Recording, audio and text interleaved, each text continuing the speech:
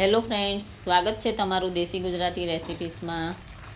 આજે આપણે બનાવીશું પરફેક્ટ માપ સાથે દૂધીનો હલવો, જે તમે કોઈ પણ વાર કે ઉપવાસ હોય તો ખાઈ શકો છો। તો શરૂ કરીએ રેસીપી। દૂધીનો હલવો બનાવવા માટે મેં એક દૂધી લીધી છે।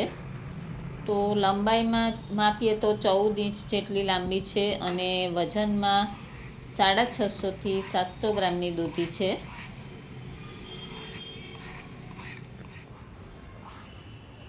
દૂધીની છાલ કાઢી લઈએ। આ રીતે આખી દૂધીની છાલ કાઢી લેવાની છે।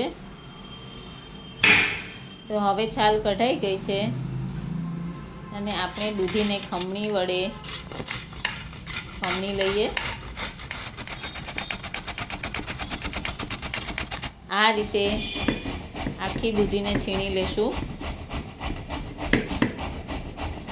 અને જ્યારે આપણે હલવો બનાવવાનો હોય ત્યારે જ દૂધીને છીણવાની।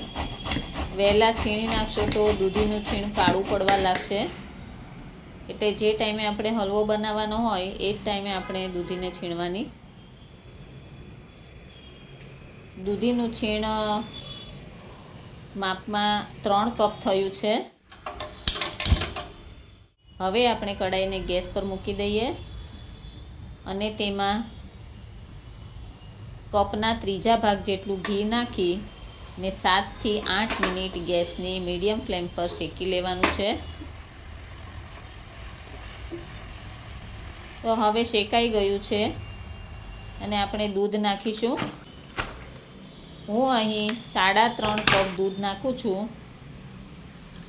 દૂધીનું છીણ 3 કપ છે તો તેના કરતાં અડધો કપ વધારે દૂધ નાખ્યું છે। તમારે જો 4 કપ નાખવું હોય તો પણ નાખી શકો છો।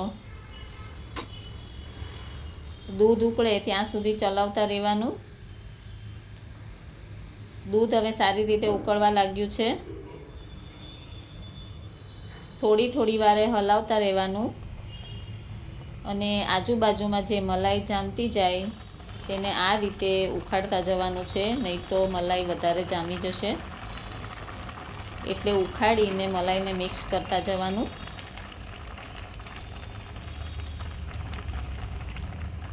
અને દૂધ બધું બળી જાય ત્યાં સુધી ચલાવતા રહેશું।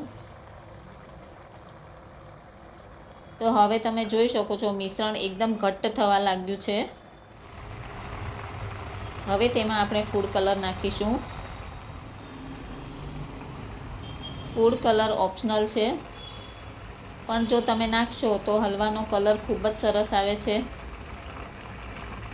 તો હવે ફૂડ કલર નાખી દઈએ અને ઘટ્ટ થાય ત્યાં સુધી સતત ચલાવતા રહેવાનું। અહીં મેં 2 એલચીનો પાવડર, બદામ અને કાજુ રેડી રાખ્યા છે, જે આપણે હલવામાં છેલ્લે નાખવાના છે। હવે થોડું ઘટ થયું છે તો આપણે 1 કપ તેમાં ખાંડ નાખીશું અને ઘી બહાર નીકળી જાય અને હલવો કડાઈથી છૂટો પડવા લાગે ત્યાં સુધી ચલાવતા રહેવાનું છે।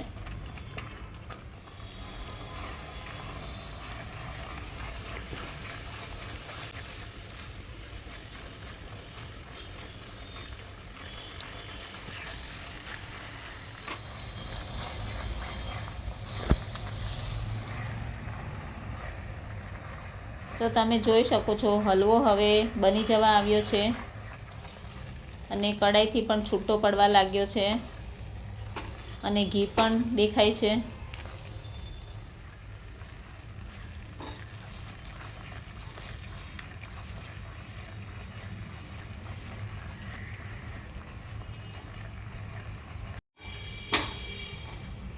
એટલે હવે આપણે દૂધીનો હલવો રેડી થઈ ગયો છે। ગેસની ફ્લેમ ઓફ કરી દેવી। કાજુ, બદામ અને એલચીનો પાવડર નાખી મિક્સ કરી લઈએ।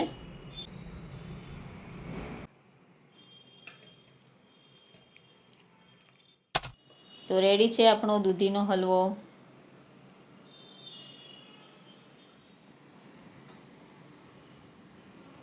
આ હલવાને તમે મીઠાઈના બોક્સમાં આ રીતે પાથરીને તેના પીસ પણ કરી શકો છો।